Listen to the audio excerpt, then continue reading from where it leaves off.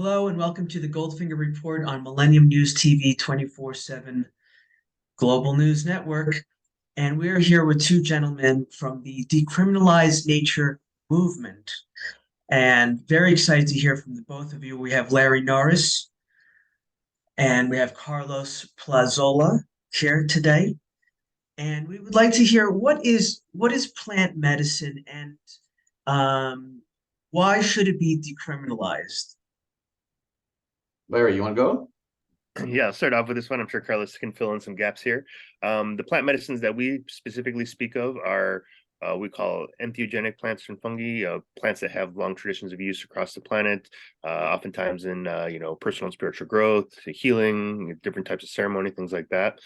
The ones that we're specifically focusing on are mushrooms containing psilocybin, cacti containing mescaline, plant combinations similar to ayahuasca that contain DMT. So not just ayahuasca, but there's a variety of different plant combinations out there similar, and then also plants that contain ibogaine. So those are the four main categories we work with.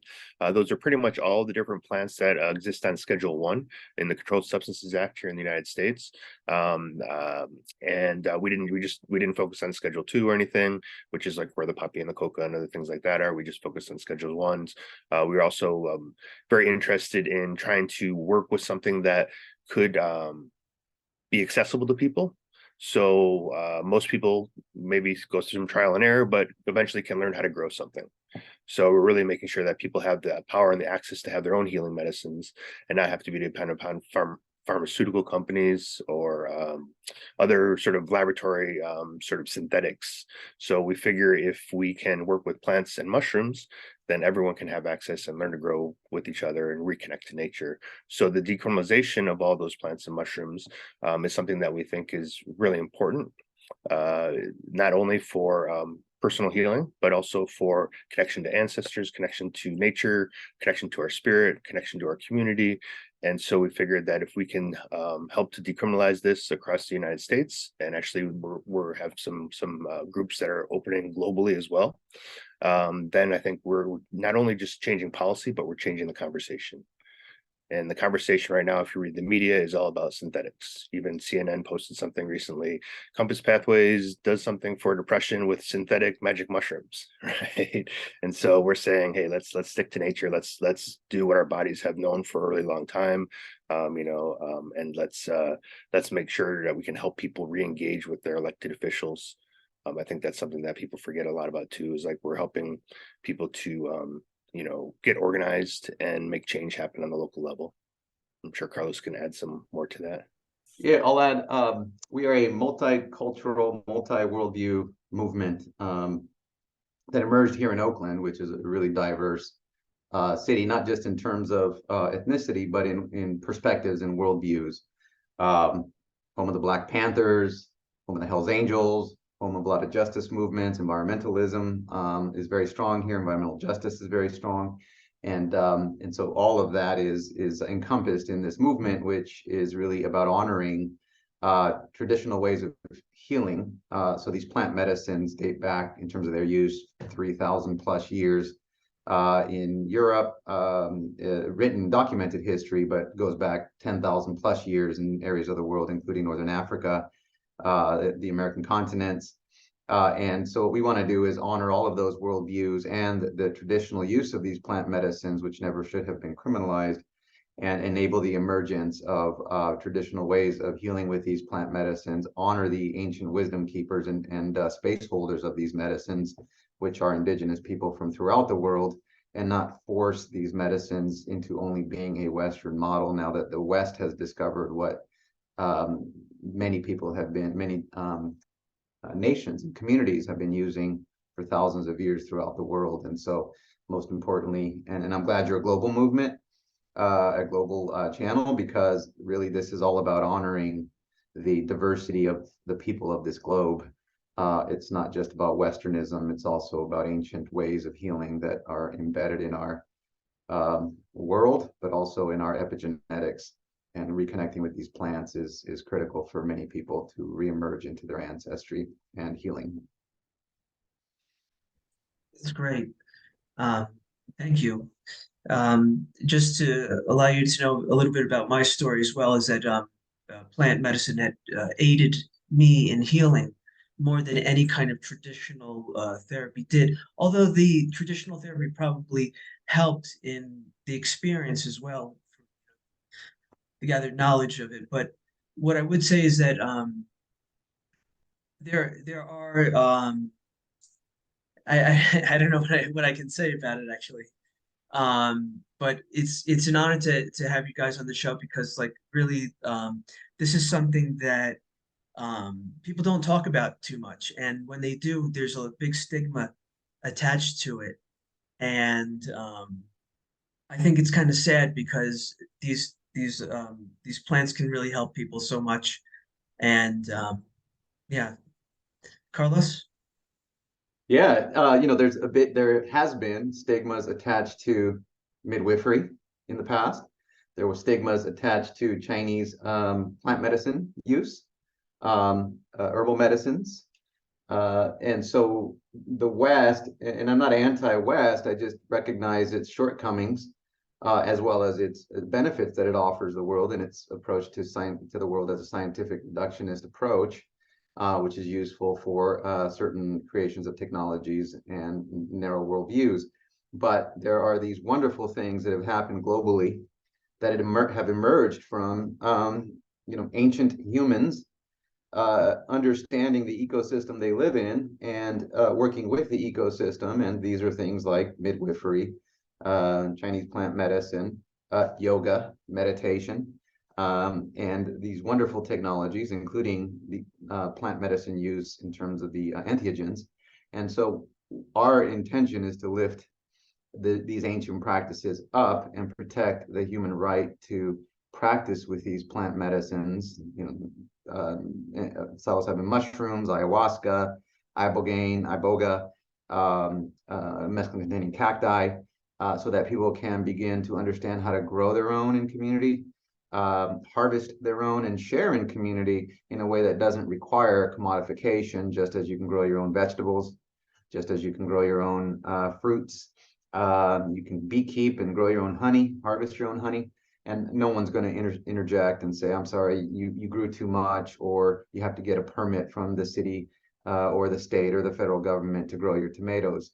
So we're trying to bring awareness to the fact that these, just like so many other ancient traditions that are very beneficial for humanity, should be liberated.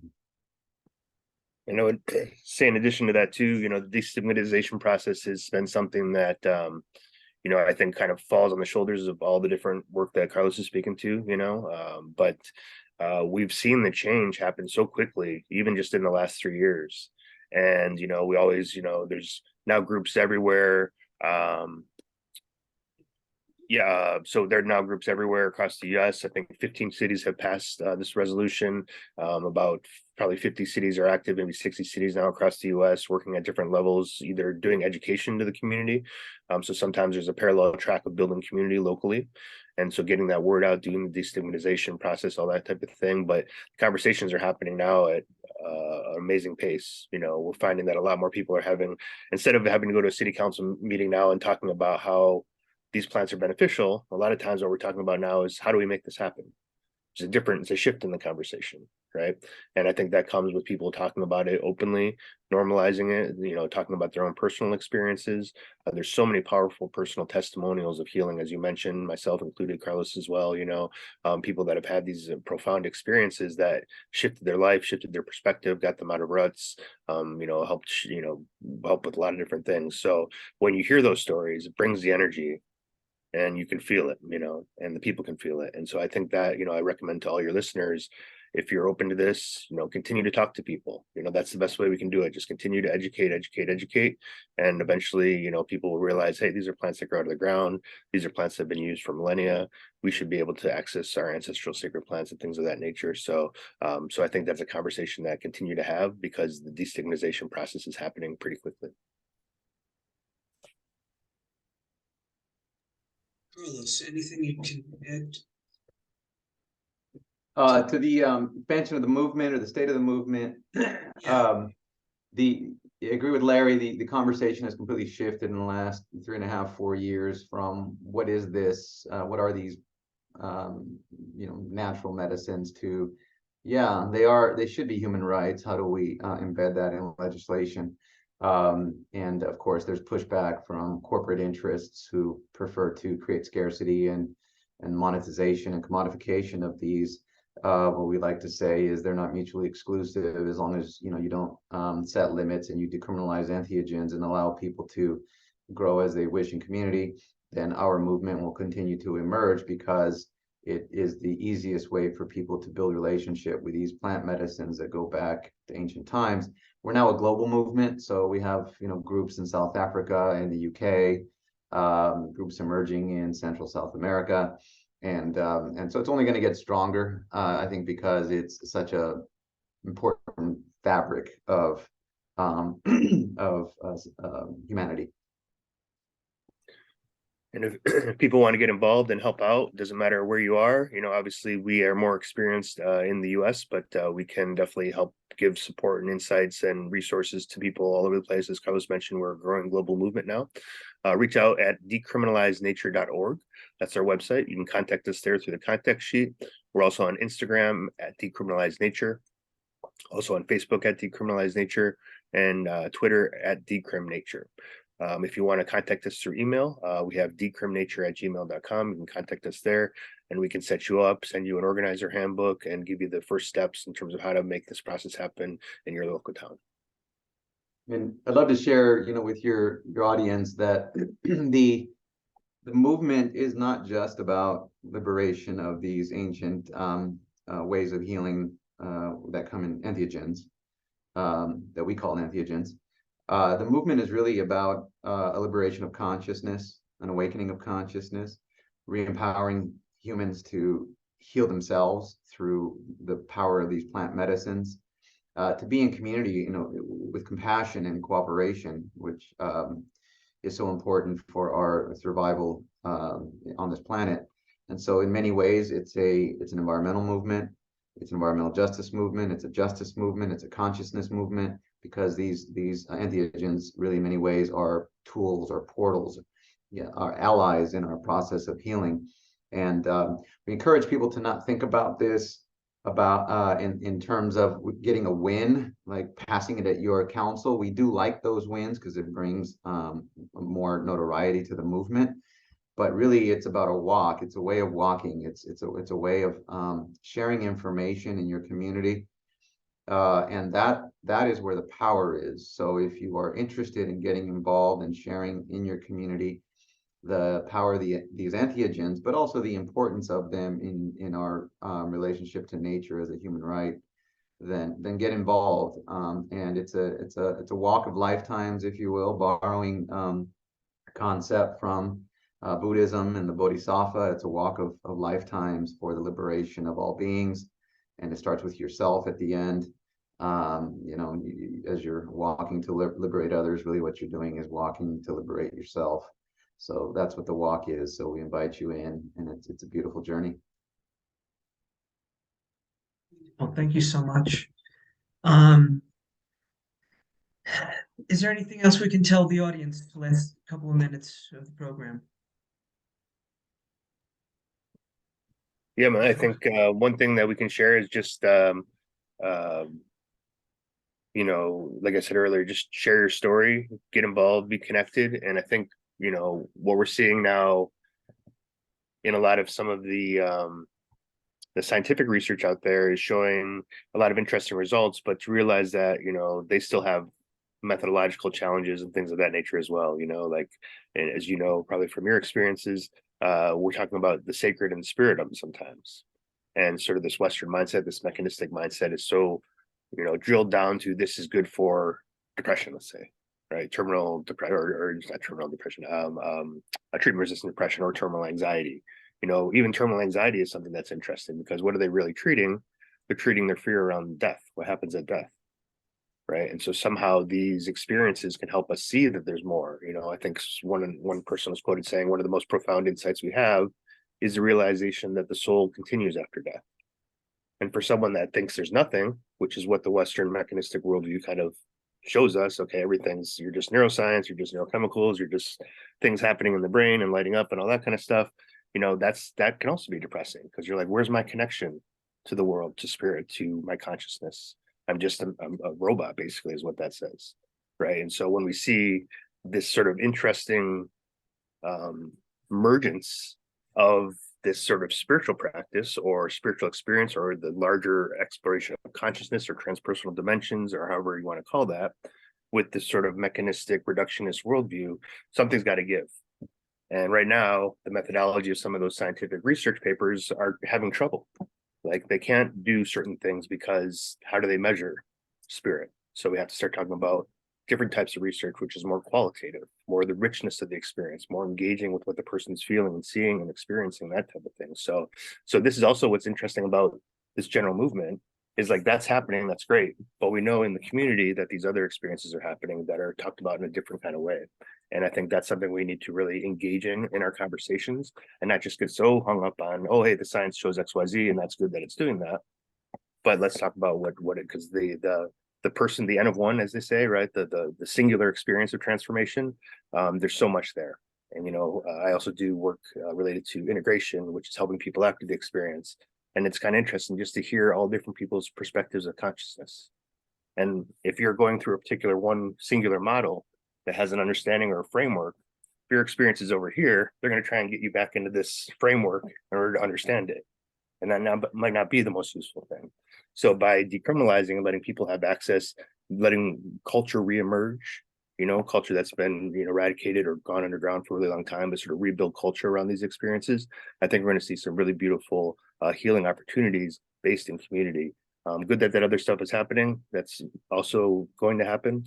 But let's make sure that the community can have access, and that's what our job and your job, if you want to help out there, is to do on decriminalization.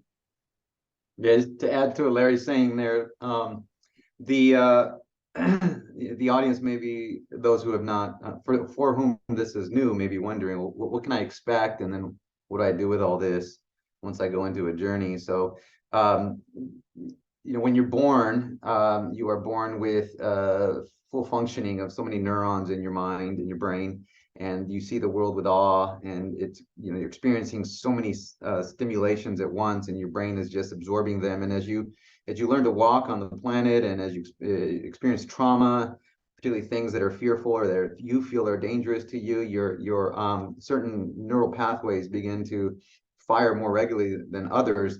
And then that becomes what Michael Pollan has called the default mode network, which is a way of your brain getting grooves in them on how you think, patterns of thinking.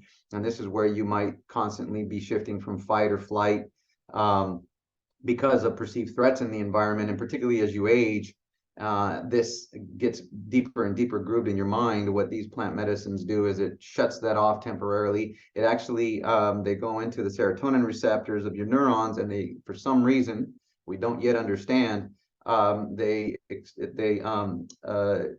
push a growth, enable a growth of your neural networks, particularly, in your neurons. The dendrites expand, your axons get larger, which means that the electricity, the electrons in your brain, as they're going throughout your neural system, are firing in ways and in areas that they've been quiet for a very long time. The depths of which and the dimensions within the brain, we just simply don't understand. What this means is that then you can perceive the world in very different ways. And there's a really deep wisdom that comes with this as you go into your journeys. And maybe many people experience this as a challenging journey, but those are good journeys. It is showing you something that you need to see to emerge in your life. And this is why it's important. Now, what do you do with all this? As Larry mentions, the integration, it's important to have people in the community that you can talk to, or by phone or on the internet, do research, find integration groups, begin to become part of a community. Because if you have either a really expansive trip, like I did on my first one, where I connected deeply with spirit, and I was like, what the hell just happened to my brain?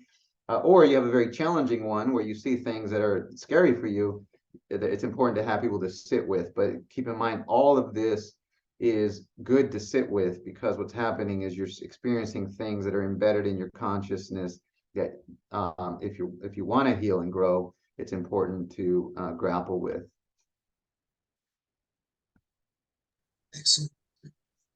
Excellent information. Well, if there isn't anything else you want to say for this afternoon, thank you so much, both Larry Norris and Carlos Lazola, from the Decriminalize Nature movement. And get involved, look it up, check it out. It's really something um, that words cannot describe, and hopefully will help heal the world because we need it right now. We need this healing. So thank you so much. Have a blessed day. Thank you very much. Have a good one. Yep. Peace.